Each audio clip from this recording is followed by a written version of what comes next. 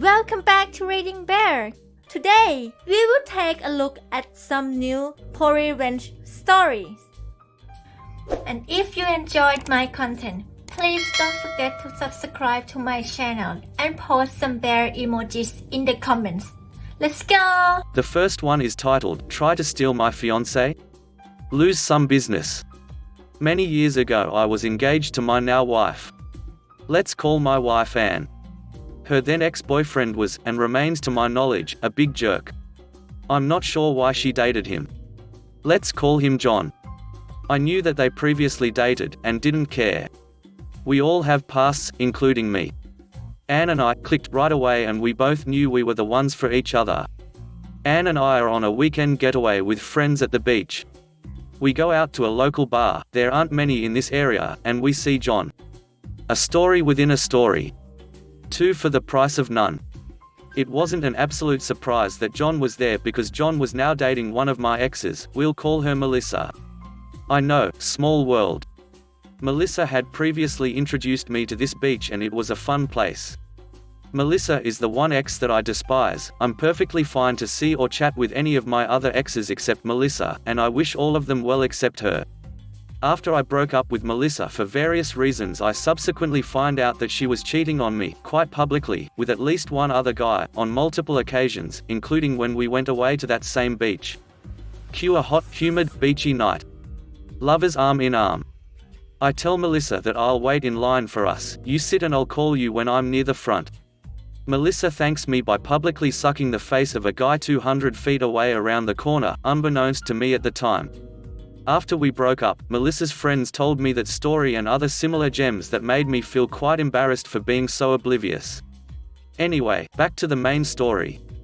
I go to the main bar to grab drinks for Anne and me. As soon as I'm away from Anne, John makes a beeline for her.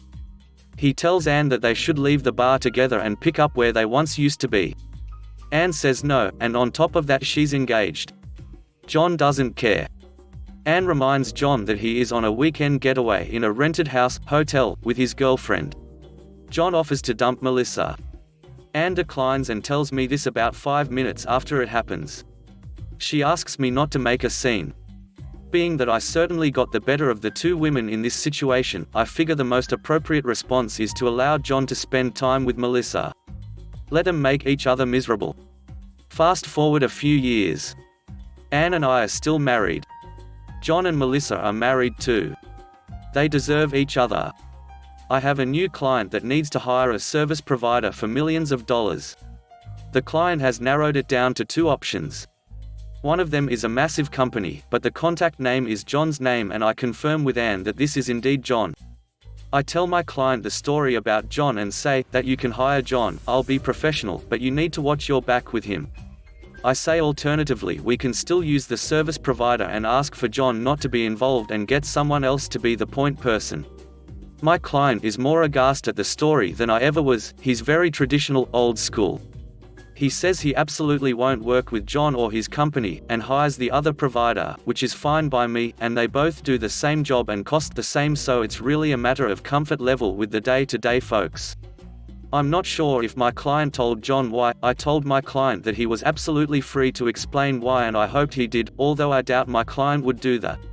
He was too polite. Either way, John's company lost a couple $1 million, and John personally lost a very nice bonus, all for trying to sleep with Anne that one night. The next one is titled, Why You Should Always Be Nice to Potential Hires. My wife and I moved to our current city back in 2013. The standards for my wife's job here are different to the standard back home. She has an associate's degree and most employees wanted a bachelor's degree. However, nothing could stop her and she kept putting in applications. One day one of the employers she had sent applications to called her back. However, it was not to tell her she had gotten the job. Instead, it was the manager telling her how unprofessional it was of her to put in for positions that were obviously above her. In fact, I'm going to delete your email from our system, please don't apply anymore, it's just a waste of our time. I'll send you a letter since you just can't seem to follow directions in my emails. My wife, after she got over her initial shock, asked the manager for her name. I don't see why it matters, but Ivanka Tulip. My wife said thank you and continued her job hunt. Sure enough, she got the letter in the mail asking her not to apply anymore, citing inability to follow clear directions. My wife held onto this letter. I told her to throw it away, but she insisted on keeping it. Eventually my wife landed a job at one of the biggest employers in the city. Not only that, but this employer was the main supplier of business to the employer that was so rude to my wife. Well, my wife is an extremely precocious and hard-working person and eventually got her bachelor's and then became the manager over her crew. One of the manager's responsibilities was to decide who to send business to. My wife told her boss about the letter and what happened and used that as justification that if this is how a business treats potential hires, then they really shouldn't be trusted with their business. Her boss honestly probably did not care very much and just let my wife do what she does. Honestly, my wife is kind of a badass, and it wouldn't surprise me if her boss just gave her whatever it took to keep her happy. Wouldn't you know it, the rude employer's business went way down. In fact, my wife would only give them business if they were the last ones who could be called. This led to the most awesome meeting my wife has had this year. You see, to improve relations, the crappy employer set up a meeting with my wife and my wife's boss and the shitty business's top management. They needed this meeting to show how much value they could add. The day of the meeting comes and everyone introduces themselves. Finally, Mrs. Tulip says she is the manager and how nice it was to meet everyone. That's when my wife said, "Excuse me, I just want to be certain. Are you Mrs. Ivanka Tulip?" Ivanka: "Yes, that's me." My wife: "Oh, excellent, I am so happy to finally meet you in person." Thinking she had an in with my wife, Mrs. Tulip was over the moon. My wife let them carry on and tell her all about how much value they could add to the business and how they could really help out my wife's employer. This is when my wife says, "Well, thank you, but unfortunately I feel that we can't really give business to an employer who we feel has some ethical issues that need to be addressed." Big boss from bad employers: "Excuse me, we were not made aware of any ethical issues. What are you talking about?" That's when my wife brought out the letter that was signed by Mrs. Tulip. My wife then tells them that if they treat potential hires this way, then it was an ethics issue for my wife and it would be very hard for my wife to give them business. Since she had concerns about the welfare of the business, she couldn't approve any more goes to bad business than absolutely necessary. Mrs. Tulip turned white and you could hear a pin drop on the other side of the table. My wife thanked them for their time but apologized and went back to her work. We don't know if anything ever happened to Mrs. Tulip, but that business has since downsized and has gotten a reputation for being a poor choice to send business throughout my wife's organization. The next one is titled, "Cheat on my friend and spend all her money? Get deported." So my friend, let's call her Coco, was really popular in high school, the type of girl that everyone wanted to be friends with and nobody wanted to cross. Coco was known to be promiscuous, but by senior year she seemed to have finally settled down and was in a stable relationship with a boy, let's call him Edgar. Edgar immigrated from Ecuador as a child but was completely Americanized, and I don't even think he spoke Spanish that well from what I can remember. He was type of kid that was seen as kinda a bum to most at the school. He was nearing 20 and barely showed up to class, sometimes only to smoke behind the school and hang out with friends. I guess he was on some sort of program to get his diploma before he legally couldn't continue showing up. Regardless of this, he made my friend happy, so even if I didn't think he was Prince Charming, the first tolerated him. Coco, on the other hand, was head over heels. She worked every day after school at the local grocery store, and with her hard-earned money she spoiled the hell out of him. A new Xbox, shoes, taking him out to eat, the whole 9 yards. She kissed the ground he walked on, and I was of course skeptical, but again, she was happy and it wasn't my business. Things seemed cool for a while, but when crap hit the fan, it hit with ferocity. 5 months into their relationship, he cheated on her. Not only did he cheat, but the girl he cheated with was freshly 14 years old and a freshman at the same high school. Keep in mind he's 19 and probably shouldn't even still be at the school. This 14-year-old girl wasn't exactly innocent. She'd had a reputation for a while for sleeping around with older men and looked around 17 to 18. Not to take away from the gravity of the situation, but to point out she was a very willing participant. I just feel it's needed context. News broke because this girl was bragging to all her friends about sleeping with Edgar, and I guess one of the friends told Coco. I was almost 100% sure that Coco was going to fight this girl. She, being 17 at the time, wouldn't have gotten into the trouble she would have being an adult. To my shock, however, that's not what she did. Coco was obviously devastated. The man she's adored for almost half a year, her first real boyfriend, and the thousands she's spent trying to make him happy definitely tore her to pieces inside. Instead of fighting the 14-year-old and trying to socially execute her, however, she played it smart. Here's where the nuclear revenge came in. This 14-year-old knew Edgar was with Coco and obviously feared Coco and the social power she had at the school. It was clear that she was scared to death of even showing her face once the news broke out, expecting to have to fight Coco or having to attempt to save her social life. What went down, however, was nothing like that. Coco messaged the girl on Instagram saying pretty much this: "Hey, I know what happened between you and Edgar, and I just want you to know I'm really sorry he took advantage of you like that. I think we should meet up and talk about it. I know it's not your fault." Coco didn't really believe this girl was preyed upon, and I'm sure she was even upset at her, but it was important to her master plan that the girl took up the victim role. They end up meeting and Coco pretty much showers the girl in affirmation that she's a victim. Edgar is the evil Baphomet child of Satan, and that if she went to the police that Coco and our whole friend group would stand beside her and care for her. Long story short, the decision between social suicide and a fast pass to the popular group wasn't too hard for this girl to make, and she ended up going to her guidance counselor the same day.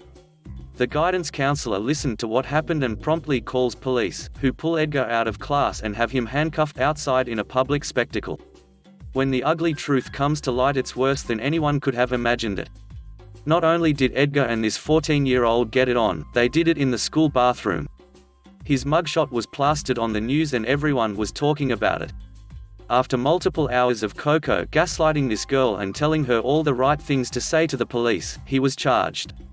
He ended up getting charged with statutory abuse, on top of another charge because it was on school grounds. He got $50,000 bail, which he wasn't able to pay, and better yet, they were deporting him to Ecuador.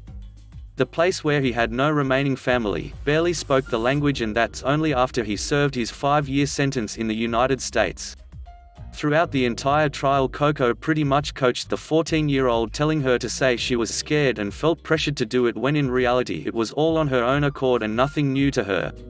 She complied with everything Coco said in order to save her social reputation. She even continued to brag about her sexual endeavors to us, but as long as it wasn't Edgar, we were happy to entertain it. We were young and dumb and living life like we were in an early 2000s teen movie.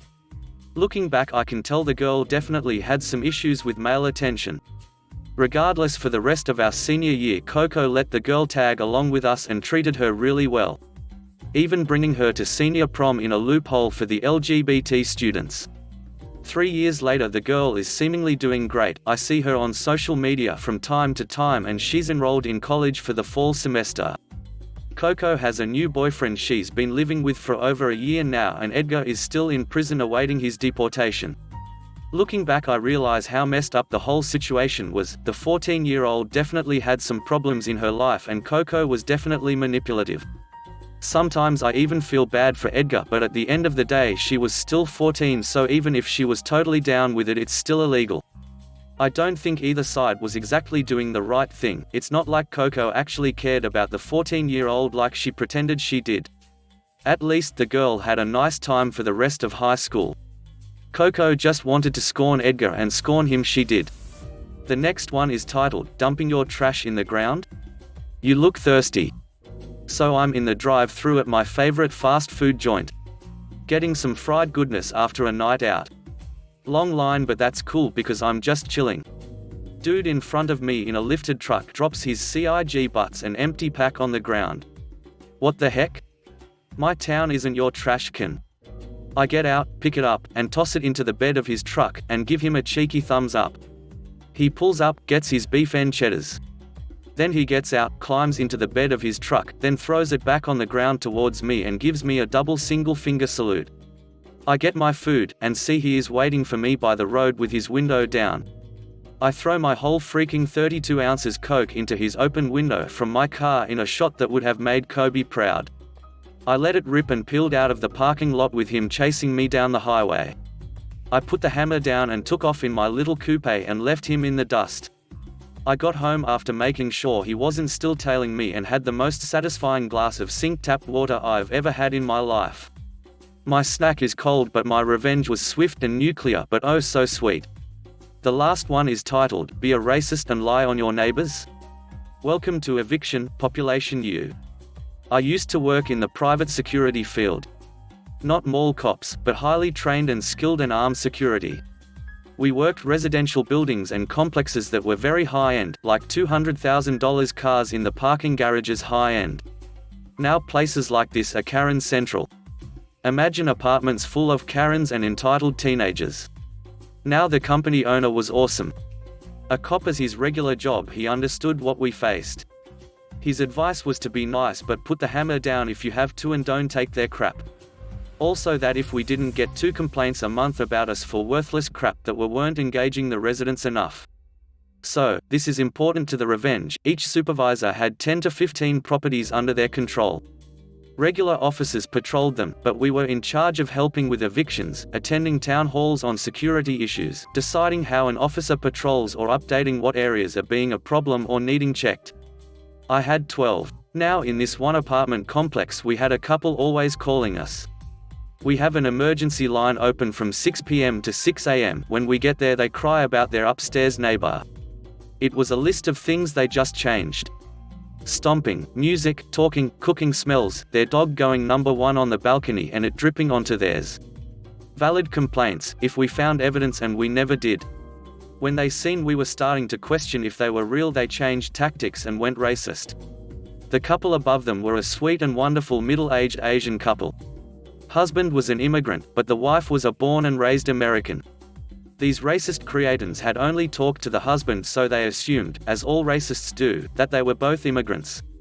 This white sheet-wearing couple started making comments like those Asians, and they are in America, why can't they cook American food, and I'm afraid to be in the parking garage when one of them is driving in it. While it angered me those comments alone weren't enough for an eviction. Only thing I could do was have my officers put exact phrasing in the report.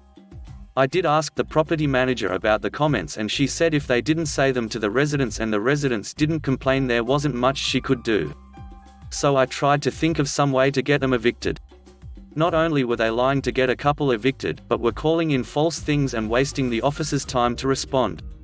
And they didn't call just every once in a while. They called sometimes twice in one night. Usually 5 to 8 times a week. So a month later the opportunity was handed to me. The Asian couple called me during the day and informed me they were going out of the country, China, for 2 weeks and no one would be in their apartment. They told me this just in case the other couple start complaining I would know they were lying, and asked to check their door once a night to make sure it was locked and not broken into. I informed the Asian couple to not tell their neighbor, none of them, that they were leaving, and besides myself only tell the property manager. We had a patrol meeting that night. Officers didn't work one specific region. So I told them my entire plan. I wanted them to respond each time they call and write down exactly what they said happened and also any racial terms no matter how minor. Mark the report urgent and send it out. We had an online system for all business. Email, schedules, report submitting, you get the idea. So away we go. During those 14 days they complained 18 times. Everything was documented and I took it to the manager. She looked it over and said let's evict them. Side note, the client gets charged more for emergency response than they do for regular patrols. Meaning their lies were costing money. So, there was no HOA because they were rentals.